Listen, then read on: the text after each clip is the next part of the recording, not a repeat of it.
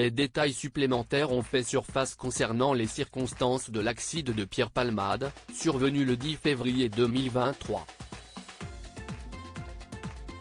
Selon BFM TV, ces éléments éclairent de façon nouvelle les faits et émanent à la fois des propres déclarations de l'auteur de cette collision frontale en Seine-et-Marne aux enquêteurs, mais aussi des passagers de son véhicule.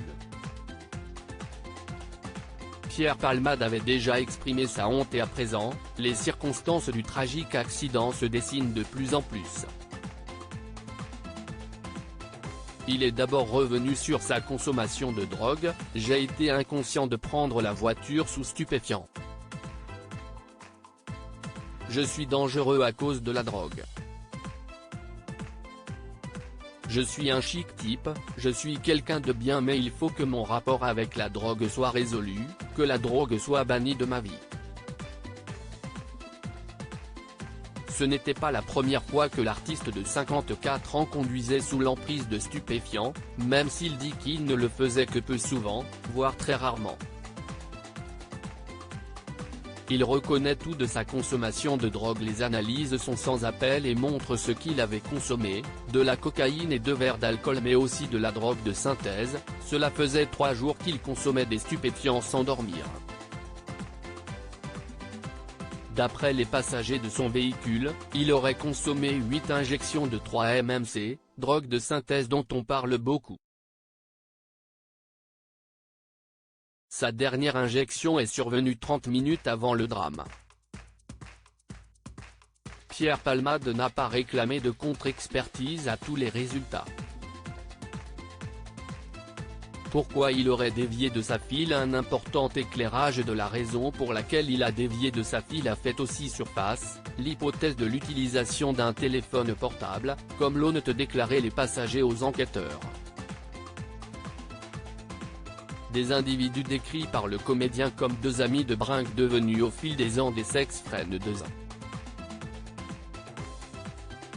Il aurait reçu un SMS juste avant le drame, qu'il avait demandé à son passager assis à côté de lui, ça me bougeait.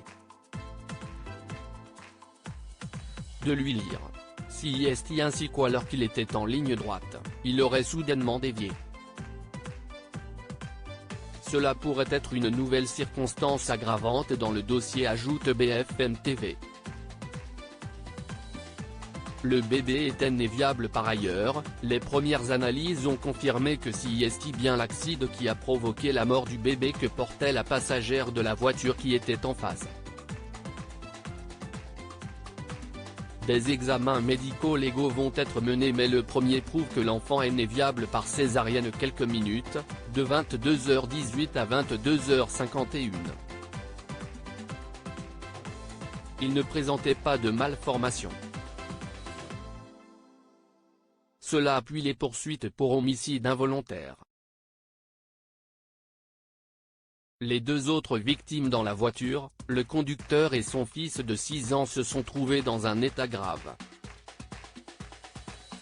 Le petit garçon de Vrain a quitté l'hôpital hier et son papa Yakout est sorti du coma. Une autre enquête en cours pour l'heure. Celui qui a fait un AVC samedi 25 février se trouve dans l'hôpital du Kremlin-Bicêtre, où il a été pris en charge, a annoncé le parquet de Melun, en précisant qu'il est sous surveillance policière. Il a donc été placé sous écrou par l'administration pénitentiaire.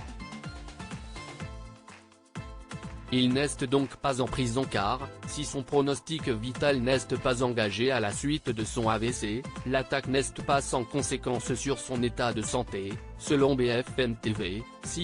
Pourquoi il n'a pas été directement transféré dans un établissement pénitentiaire malgré le mandat de dépôt à son encontre.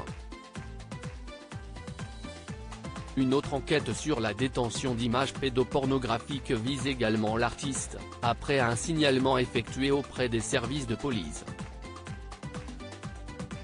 Un homme a été mis en examen samedi pour diffusion et détention d'images pédopornographiques, et placé sous contrôle judiciaire dans le cadre de cette enquête.